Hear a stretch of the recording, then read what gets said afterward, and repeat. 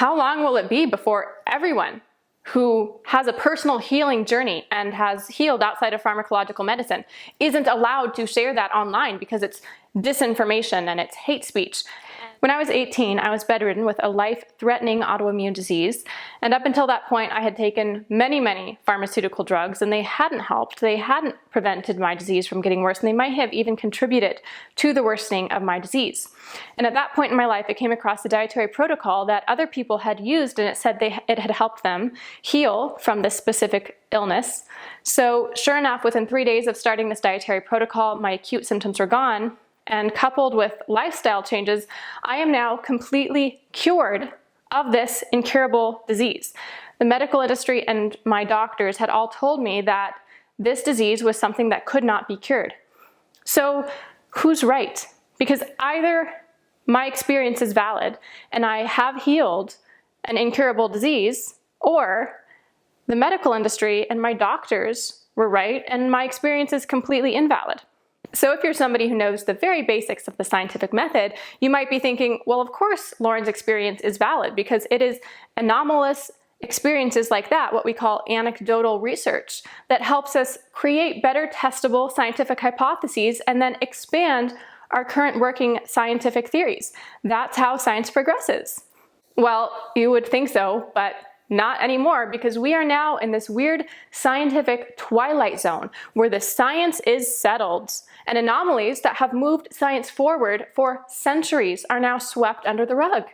And if you dare to ask why are people healing outside of the medical model? Why are people having experiences that the medical industry has said are impossible? Then you are censored by big tech and you are shamed by big media.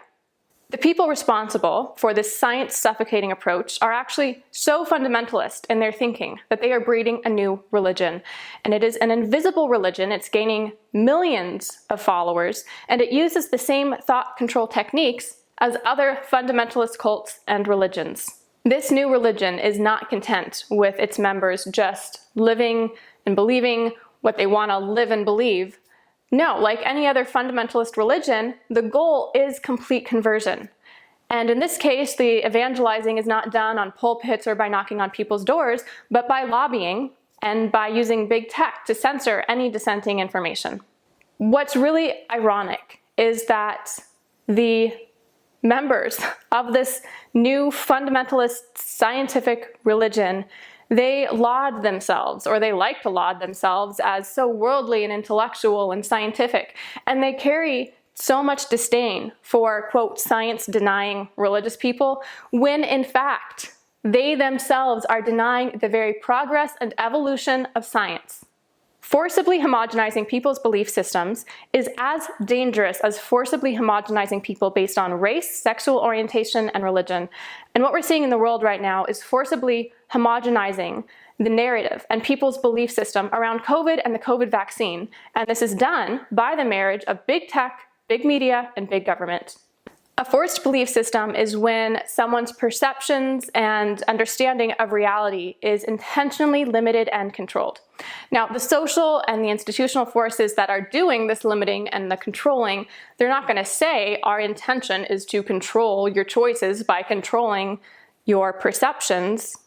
That is what they're doing, but they say, oh, our intentions are to keep you safe and healthy and confident. We have your best interest at heart, okay? But don't get it wrong here.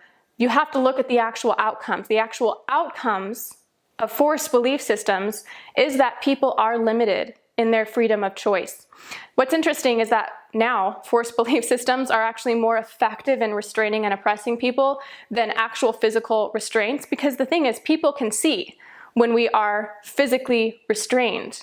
This is why I named my book, which talks about the indoctrination of beauty culture for women in our community, the invisible corset, right? We don't have that physical constraint of the corset anymore. What we do have is a forced belief system, an invisible corset that is limiting our choices and our perceptions.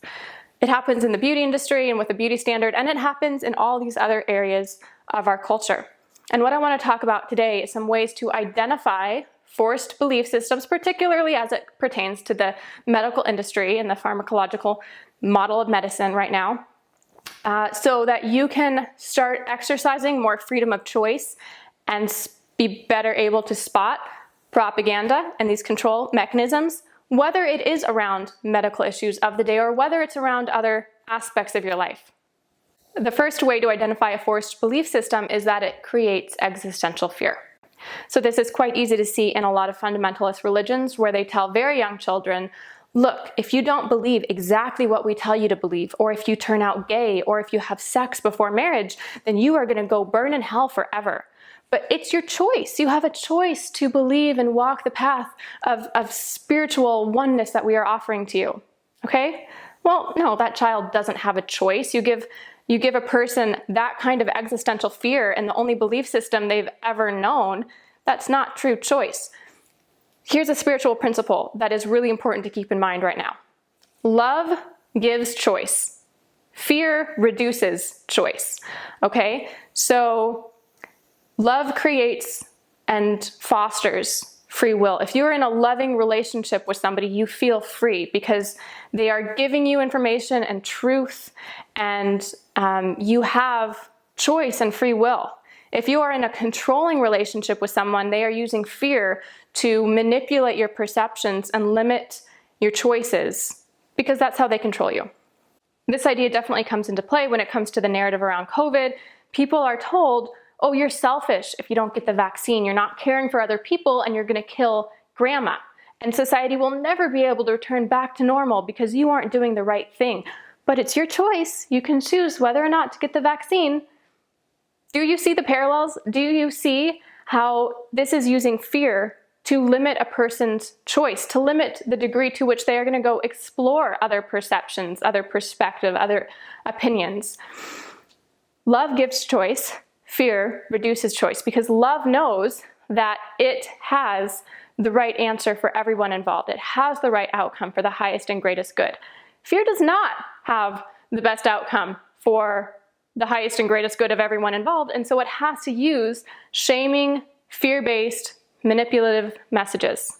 Does this make sense? Like, if existential fear wasn't a technique that was being employed around the narrative of COVID, then mainstream legacy media would be telling you things like, you know, South Dakota never shut down like the rest of the United States.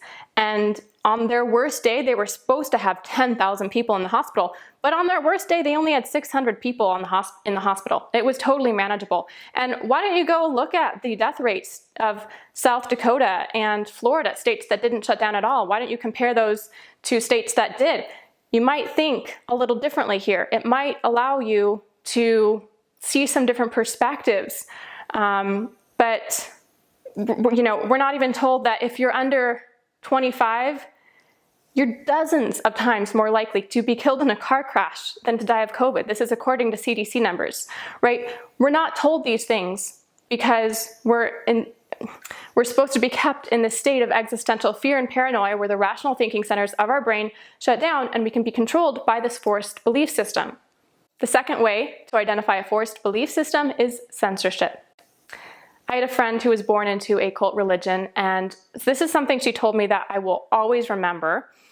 She said that all of the mainstream scientific and historical texts that conflicted with some of the rather bizarre historical claims that this religion made, it made some claims that really didn't line up with kind of mainstream, widely accepted anthropology and historical claims. But all of the mainstream texts, all of the widely accepted historical data, this was labeled as anti this religion, okay? People who were sharing these ideas were labeled as anti this religion. And so as a young child, she was told, you shouldn't read the anti-texts because it will put your spiritual well-being at risk. And so you should only look at those texts, if you are going to at all, when you are so secure in your faith that you have the answers to any questions that may arise.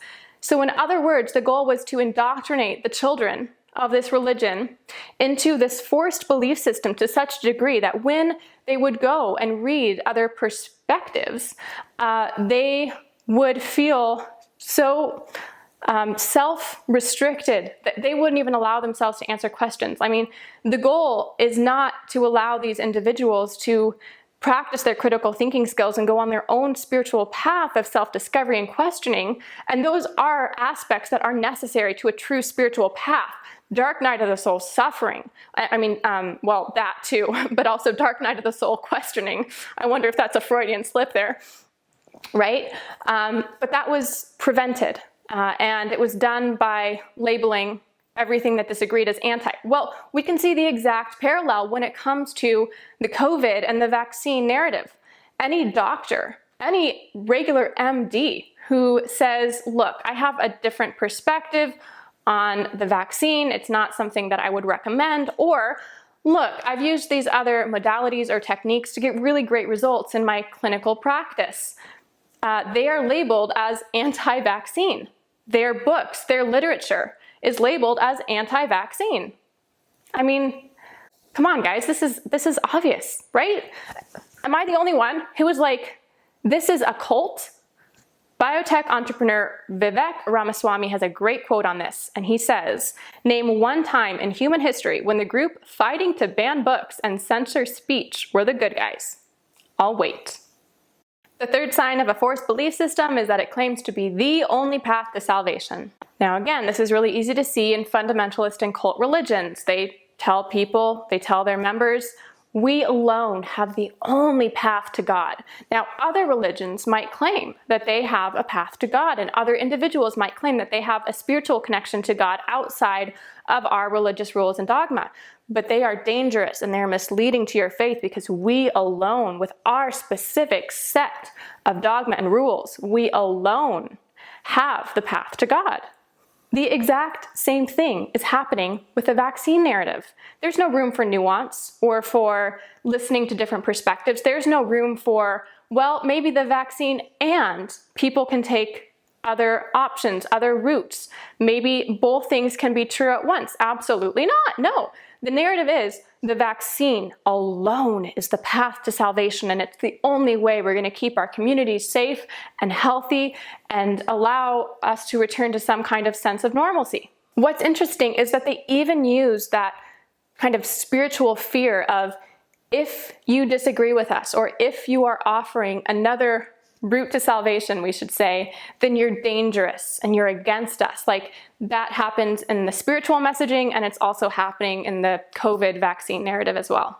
And lastly, a sign of a forced belief system is that when a member leaves the belief system, when somebody leaves that community, they are ostracized, they are shamed, and there's often a smear campaign against them from those who are still within the community.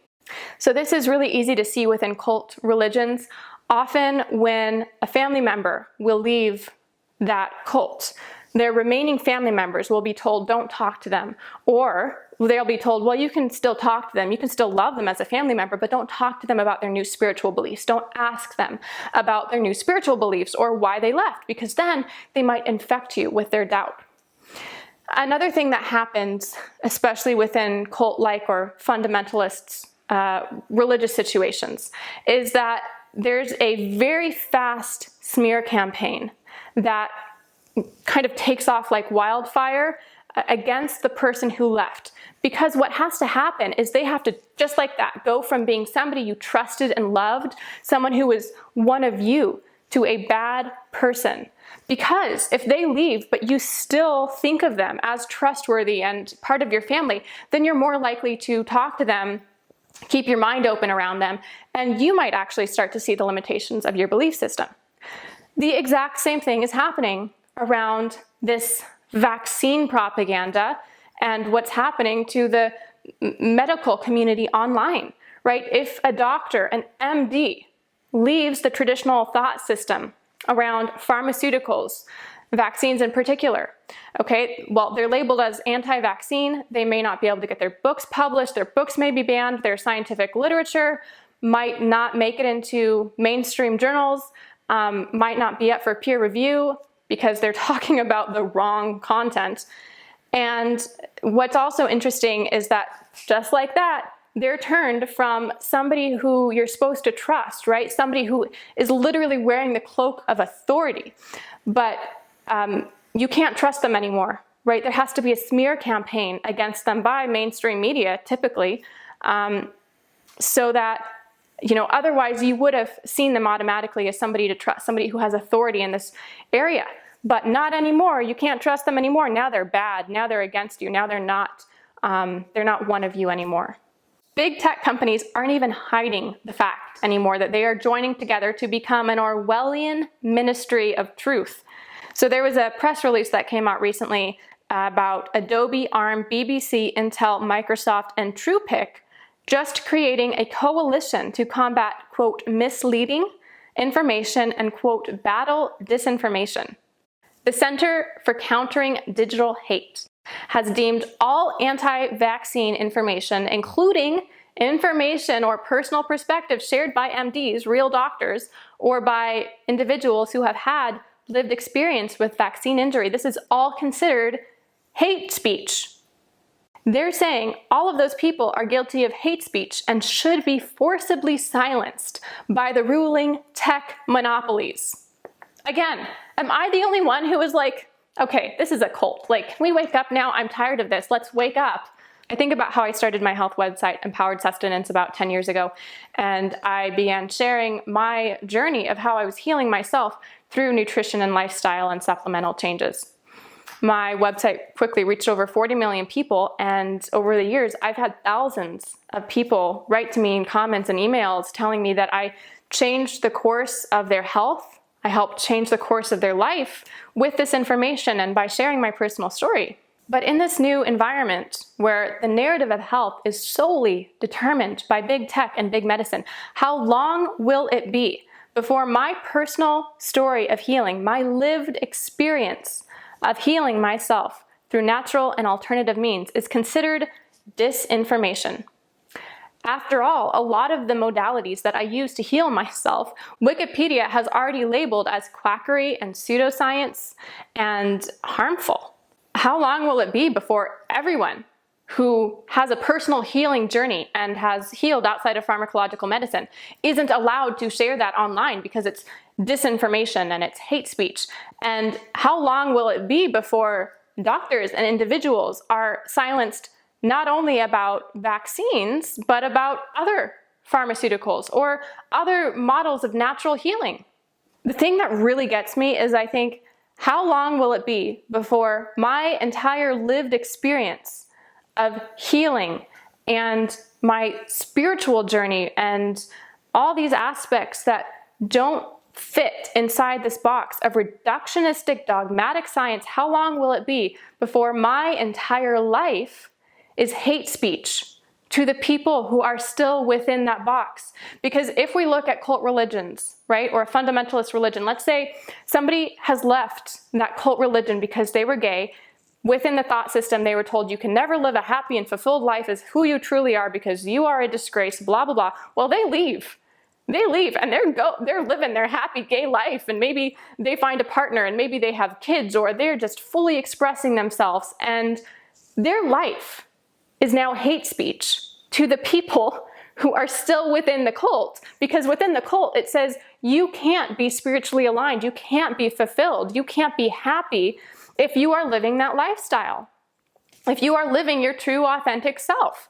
Okay, well, we're not that far away from that exact same phenomena happening within the medical box of reality, and the fundamentalists who are still within that reductionistic dogmatic cult of science and this medical narrative, looking at my life or other people who have similar healing experiences, saying, oh, their entire life is hate speech, they shouldn't be allowed to share it, they shouldn't be allowed to live openly or freely or discuss it online because it is hate speech to us.